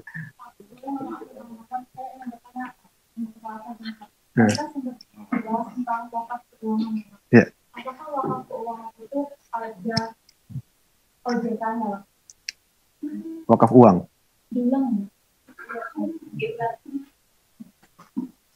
Sebelumnya minta maaf teman-teman, selamat pagi. Perkenalkan nama saya Mira. Saya izin bertanya Pak mengenai tadi wakaf keuangan dan ada obligasi dan segala macam. Pertanyaan saya, apakah wakaf keuangan sendiri itu memiliki OJK-nya dari pemerintah secara legal? Karena bicara tentang wakaf, kita cenderung ke salah satu agama, yaitu agama Islam, yang mana mengharapkan hukum riba Pak. Dan itu haram. Nah, saya ingin minta klarifikasinya itu bagaimana Pak? Terima kasih. Ya. Mohon maaf apabila ada kesalahan kata. Ya, OJK Otoritas Jasa Keuangan. Dulu di bawah BI ya, tapi BI itu dipecah jadi 2. BI sekarang lebih fokus ngurusin moneter, inflasi kayak gitu. Ada OJK yang mengurusi jasa keuangan. Nah, tapi sepanjang yang saya tahu, OJK itu mengurus jasa keuangan yang sifatnya itu profitable. Artinya perusahaan-perusahaan yang bergerak di bidang perusahaan yang memang orientasi itu cari keuntungan. Seperti apa? Bank. Termasuk bank syariah itu masuk. Asuransi syariah. Termasuk pinjol. Nah, hati-hati ya pinjol. Di sini ada nggak korban pinjol? Nah, pinjol itu kalau nggak ada OJK itu nggak legal, itu nggak boleh ya. Berarti dia pinjol ilegal namanya. Kalau dapat izin OJK, dia pinjol yang legal. Tapi apakah boleh? Kalau dalam ekonomi syariah tetap nggak boleh. Karena pinjaman itu tidak boleh mengambil keuntungan. Ya kalau mau keuntungan dia harus dengan akad yang lain. Kayak gitu. Nah, bagaimana dengan zakat? Bagaimana dengan wakaf juga? Nah, kalau zakat dengan wakaf itu beda lagi otoritasnya. Gitu. Kalau zakat otoritasnya itu di Badan Amil Zakat Nasional atau yang disebut dengan Basnas. Itu ya Basnas. Itulah otoritas zakatnya, otoritas pengelolaan zakat. Termasuk izinnya juga dari Basnas. Kalau wakaf otoritas lain lagi. Mandatori dari Undang-Undang 41 tahun 2004 tentang wakaf itu sudah dibentuk yang namanya Badan Wakaf Indonesia. Dan dialah yang kemudian mengeluarkan izin untuk mengelola wakaf uang. Kebetulan kami kemarin juga baru ngikutin proses perizinannya itu, ya itu memang prosesnya itu bukan di OJK, ya. Jadi wakaf itu bukan ranahnya OJK intinya kayak gitu. Wakaf itu ranahnya di mana? Di Badan Wakaf Indonesia. Badan Wakaf Indonesia ini ada yang tingkat pusat, ada yang tingkat provinsi dan juga kota dan kabupaten. Kayak gitu. Sama juga seperti OJK. Jelas ini? Oke, kayak masih mengganjal ya, silakan. Benar kalau masih mengganjal, tapi soalnya Bapak di statement Bapak itu bilang ada merujuk adalah laporan keuangan biasanya itu merujuk pada cash deposit ya Pak, tadi Bapak bilang yang tidak dengar gimana adalah lembaga-lembaga keuangan. Nah, itu kan pasti merujuk pada yang Bapak bilang tadi. Pakai lagi. Yang profit business activities ya Pak. Nah itu, jadi saya masih mengganjal Pak, mohon maaf Pak. Iya. Ya, tapi ya betul. Pada prinsipnya seperti tadi yang saya jelaskan. Kalau untuk wakaf yang seperti biasa, ya seperti misalkan ada orang ingin menjadi nazir wakaf itu memang urusannya di Badan Wakaf Indonesia. Tetapi kalau sudah berkaitan dengan lembaga keuangan, kan dia bisa berkolaborasi nih. Badan Wakaf berkolaborasi dengan lembaga keuangan misalkan dengan perbankan. Nah di situ nanti OJK juga bisa berperan karena sudah masuk ke wilayah perbankan juga. Dan pada kenyataannya seperti itu. Pada kenyataannya produk wakaf itu sudah juga menjadi produk yang menarik gitu. Menarik sehingga perbankan juga ingin mengelola wakaf. Baru sekitar sebulan atau 2 bulan yang lalu itu diluncurkan satu produk baru perbankan, nggak mau kalah sama Sukuk ya, karena Sukuk itu produknya oleh Kementerian Keuangan. Iya betul. Ya kan, Sukuk itu Kementerian Keuangan. Nah, bank juga pikir selama ini saya cuma nerima doang, tapi nggak mengelola Sukuk gitu, karena Sukuk itu punya keuangan, tapi memang channelnya itu melalui perbankan. Jadi kalau kita beli Sukuk pakai HP pun bisa, gitu. Kalau lagi dijual ya bisa lewat sini, tapi itu produknya Kementerian Keuangan. Jadi perbankan ini hanya melalui mobile banking itu hanya sebagai channel saluran aja, gitu. Nah, kalau bank akhirnya karena dia juga pengen pengen mengelola dana wakaf, akhirnya mereka ngeluarin satu produk baru yang namanya Cash Wakaf Link Deposito, CWLD. Sebelumnya kan CWLS, Cash Wakaf Link Sukuk. Nah ini Cash Wakaf Link Deposito. Jadi deposito kita itu, saya yakin tahu deposito kan ya? Nah intinya kita naruh seperti tabungan kan ya sebenarnya, tapi dia ada jangka waktu kan, nggak bisa diambil sewaktu-waktu gitu. Misalkan setahun atau 6 bulan. Nah, setelah itu baru bisa dicairkan dan selama itu kita mendapatkan bagi hasil yang lebih tinggi dibandingkan dengan tabungan, benar nggak? Itu deposito biasa. Nah, kalau deposito wakaf itu sama kayak tadi, tapi nanti profitnya kan ada bagi hasilnya tuh. Bagi hasilnya itu bukan diambil untuk kita, tapi untuk wakaf. Gitu. Itu namanya cash wakaf link deposito. Nah, ketika itu sudah digabungkan dengan, artinya ada integrasi antara badan wakaf, ada nasabah perbankan, maka itu ranah OJK juga bisa masuk situ. Kayak gitu. Oke, terima kasih Pak. Berarti bisa disimpulkan bahwa riba itu sometimes halal, sometimes haram ya Pak? Nah, itu maaf ya Pak. Yang namanya riba itu udah pasti haram, ya. Namanya riba udah pasti haram. Ya, ini jelas ya kata Allah SWT dalam surat Al-Baqarah ayat 265. Wa halallahu al-bai'a wa harramar riba. Ya, telah dihalalkan jual beli dan diharamkan riba. Itu udah jelas. Jadi bagi hasil itu bukan tidak sama dengan bunga. Memang sama-sama profit. Kalau bank syariah bilangnya bagi hasil. Kalau bank konvensional bilangnya bunga. Nah kalau bunga memang itu udah pasti riba. Tapi kalau bagi hasil itu bukan riba. Kalau dijelasin jadi panjang nih. Intinya beda ya, namanya beda dan asal usul profitnya itu juga beda sehingga hukumnya juga jadi beda. Dan yang satu riba halal, yang satu halal. Jelas ya? Oke. Ada lagi? Tidak ada? Ya silakan. Oke, Assalamualaikum,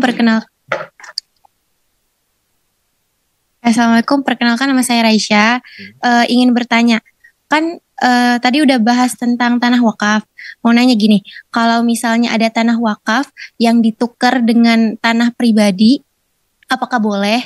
Dan misal keduanya itu udah kayak sepakat antara yang si punya tanah wakaf ini sama tanah pribadi ini kayak ya udah nggak apa-apa ditukar aja karena yang tanah wakaf ini kan tadinya mau dibikin masjid, tetapi karena di pojok dan kurang strategis jadi kayak lalu lalang masyarakat itu jarang gitu kok karena pojokan, sedangkan yang tanah pribadi ini kan di tengah-tengah, jadi dia minta ditukar gitu loh, apakah boleh? Oke. Sekian. Kalau belum diurus legalitasnya, itu mungkin bisa ya. Artinya dalam hukum negara itu, di Undang-Undang 41 tentang wakaf juga sudah diatur, bahwa ketika orang sudah wakaf itu tidak boleh dibatalkan. Sama seperti udah jual beli, boleh nggak dibatalin gitu? Nggak boleh kan? Gitu, nggak boleh. Wakaf juga nggak boleh dibatalin. Gitu. Oleh sebab itu, kalau misalkan dia sudah jadi akte ikrar wakafnya, maka itu akan sulit. Gitu. Tapi kalau masih lisan, belum ada legalitas apa-apa gitu ya, tapi udah niat ini pengen diwakafkan, ataupun wakaf hanya surat keterangan pribadi saja, itu saya kira nggak apa-apa, karena ada kemaslahatan yang lebih besar. Dan nilainya juga setara ya, syaratnya harus setara, gitu. Atau bahkan lebih bagus, penggantinya itu lebih bagus. Kalau misalkan lebih jelek, itu malah nggak boleh. Karena nanti, ya wakafnya itu akan menurun nilainya kan, kayak gitu. Nah itu jadi seperti itu jawabannya. Kalau misalkan dia itu belum diurus legalitasnya, saya kira itu boleh, ya. Abis itu langsung diurus legalitasnya. Tapi kalau udah diurus, saya kira itu agak sulit, gitu. Karena pada prinsipnya wakaf itu sulit untuk dibatalkan, gitu. Dia bisa ditukar, bisa. Ada namanya istilah dalam undang-undang disebut ruislah. Ruislah itu tukar guling. Bisa dalam kondisi-kondisi tertentu. Bisa, tapi izinnya cukup lumayan. Pertama izin ke badan wakafnya, Kementerian Agamanya, termasuk nanti juga kaitan dengan BPN, Badan Pertanahan Nasionalnya. Gitu. Ini bisa ruislah dalam kondisi tertentu dan dengan syarat-syarat tertentu. Bukan hilang ya, misalkan ada hutan nih, hutan wakaf nih, udah diwakafkan, tiba-tiba ada pembangunan jalan gitu. Ya, karena misalkan 10%-nya, ya 10% kena jalan, bagaimana? Harus 10% itu diganti dengan yang lain, di tempat yang lain dengan nilai yang setara. Itu namanya ruislah. Dan itu ada prosedurnya. Jadi hutan wakafnya nggak hilang, hanya pindah saja. Gitu. Saya contoh yang konkret juga. Pernah dengar wakaf orang Aceh di Mekah? Ada pernah dengar nggak? Namanya Habib Aceh. Kalau di hotelnya itu ditulis wakaf Habib Aceh. Itu tulisannya. Itu wakaf 200 tahun yang lalu, Indonesia belum ada. Jadi ceritanya, ada seorang Habib, namanya Habib Buga ya. Habib Buga ini memang udah nabung dari Aceh, dia berangkat ke Mekah untuk haji. Sampai sana dibeli tanah, kemudian tanahnya itu diwakafkan untuk orang Aceh. Karena waktu itu belum ada Indonesia. Indonesia merdeka berapa tahun? Berapa tahun? 70? 78 tahun. 79. Ya. Nah, jadi dia berangkat jauh sebelum Indonesia merdeka. Nah, teman-teman sekalian, ini menarik nih. Jadi tanahnya itu kan sangat strategis. Kalian tahu nggak tanah yang paling mahal di dunia itu di mana? Di Mekah. Tanah yang paling mahal harganya di dunia itu di Mekah. Katanya dia mengatakan 1 meter persegi, 1 meter lihat 1 lebarnya, panjangnya 1. Itu $1 juta. $1 juta berapa? 14 miliaran. 1 meter. Ya. Itu juga kalau ada yang mau jual. Kalau ada yang mau jual, karena orang malas jual karena sangat menguntungkan sekali. Kalau dibikin hotel misalnya, sangat pernah nggak sepi itu hotel di sana, hampir nggak pernah sepi. Ya, luar biasa itu. Nah, tanah itu satu waktu Masjidil Haram kan dulu kecil ya, tapi kan terus diperluas. Nah, karena terkena perluasan Masjidil Haram, diganti oleh pemerintah Saudi Arabia ke tempat yang agak jauh, ya. Ya, kemudian dibikin hotel sekarang tadi hotel Habib Aceh gitu. Artinya, nah di situ juga salah satu contoh di mana wakaf itu bisa ditukar guling karena ada kepentingan yang lebih besar, ya, untuk jalan, untuk pembangunan perluasan masjid itu juga bisa. Gitu. Nah jadi itu jawabannya. Mungkin saya lanjutkan sedikit. Itu tanah dikelola dengan baik oleh pengelola wakaf, oleh nazirnya, dijadiin hotel, ya. Tapi karena amanahnya adalah untuk orang Aceh, jadi sebagian profit, ya, hotelnya sangat menguntungkan, ya sangat sukses gitu. Sebagian keuntungannya itu disalurkan untuk orang-orang Aceh. Tapi orang Aceh pada kenyataan nggak pada nginep di situ. Akhirnya apa? Akhirnya dikasih mentahnya aja. Mentahnya itu dikasih apa? Uang. Dikasih duitnya. Jadi jamaah yang punya KTP Aceh itu kalau musim haji datang ke hotel itu dikasih setiap orang 1.500 ringgit. 1.500 rial. Kalau 1 rial 4.000 berapa tuh? 6 juta. Satu orang dikasih dapat 6 juta. Lumayan buat beli oleh-oleh. Ya, atau mensubsidi biaya haji. Gitu. Luar biasa itu. Jadi orangnya sudah meninggal kapan tahu, tapi manfaatnya terus berlangsung sampai sekarang, bahkan terus produktif. Nah ini hebatnya wakaf. Lebih hebat lagi wakaf sumurnya Utsman bin Affan.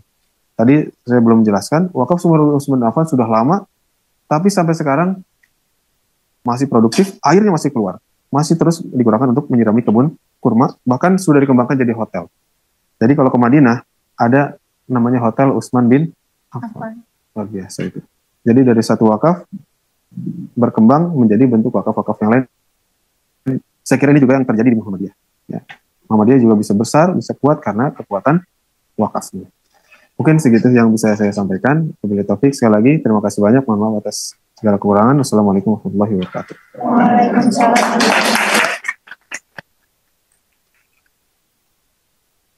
Dari topik kita yang sangat insightful gitu ya. Alhamdulillah. Kayaknya sama ya. Ada kemiripan ya. Kemiripan. Baik, itu saja saya kira untuk pertemuan kita terakhir ini multikulturalisme. Nanti untuk rekap dan sebagainya penilaian kita tunggu sampai dengan WAS. Gitu ya. Baik, itu saja dari kami di kelas multikulturalisme. Tetap semangat, mungkin nanti di lain semester kita ketemu lagi, gitu ya. Saya akhiri kelas. Assalamualaikum warahmatullahi wabarakatuh.